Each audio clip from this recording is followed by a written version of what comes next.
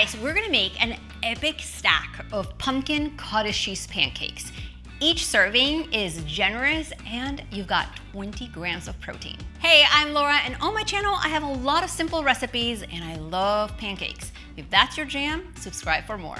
Right, the best part about this pancake batter is that it comes together in the blender. You're gonna blend it up really quick. Let me show you how. Let's add the cottage cheese into our blender. You can use full fat or low fat cottage cheese. Now, I'm using canned pumpkin, not pumpkin pie filling, but canned pumpkin. Add that next. The key when making this batter in the blender is to add the ingredients just like I'm showing you in the order listed, so it'll blend up smooth. Then we're gonna add 2 eggs. I'm gonna add a little bit of vanilla because what would pancakes be without vanilla? And then I'm gonna add pumpkin pie spice. You could also use cinnamon. Now, I'm also gonna add baking powder. The baking powder is gonna make sure that your pancakes have a bit of a lift in texture, that they're airy. So you'll definitely wanna add that. And as you can see, I'm adding the wet ingredients at the bottom, and then I'm moving on to the dry ingredients at the top. I'm gonna add a pinch of salt. And then I've got old-fashioned oats. Old-fashioned oats or rolled oats are the ones with the large flake. That's what works best in pancake recipes.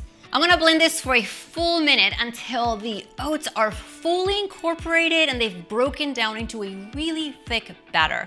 Sometimes you may have to lift the lid and scrape the sides, but make sure to keep blending for a full minute. Let me show you what the batter looks like up close.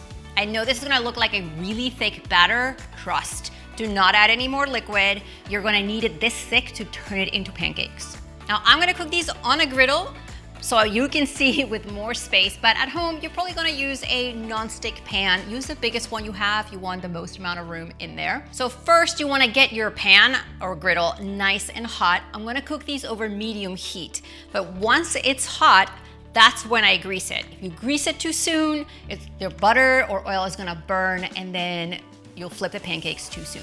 And as you can see, the butter is already browning, so I need to immediately pour my batter. I just used a large spoon, and I'm using it at the same time to spread it out over my pan to thin out the pancake. This is how you ensure that these thick pancakes cook through.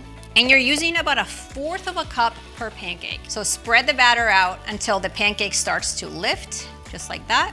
These pancakes need about 2 minutes per side, fully over medium heat. Now, if your pan is too hot and the bottom of your pancakes are burning, but it's not yet fully defined around the edges, that means that your heat is too hot. So the next batch, make sure to reduce it. How do you know? Let me show you.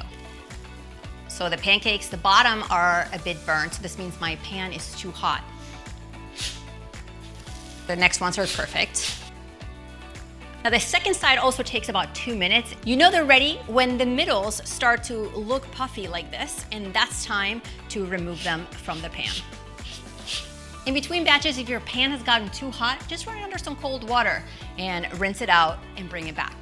By the way, if you appreciate tips like this one to ensure that your pancakes come out awesome, give this video a thumbs up so I'll keep adding them in all my videos for you. Now, what's great about this recipe is that it yields 3 to 4 generous pancakes per serving, so you're not gonna be hungry shortly thereafter. The trick with pancakes is to only flip them once and never press down with a spatula. You'll just get dense pancakes, so just let them cook for another 2 minutes. Let's take these out right onto our plate. Let's put a little bit of butter on top and some maple syrup, and these are looking so good. Let's cut them up. Grab all the ingredient measurements right below this video and let me know how yours turned out. See you next time.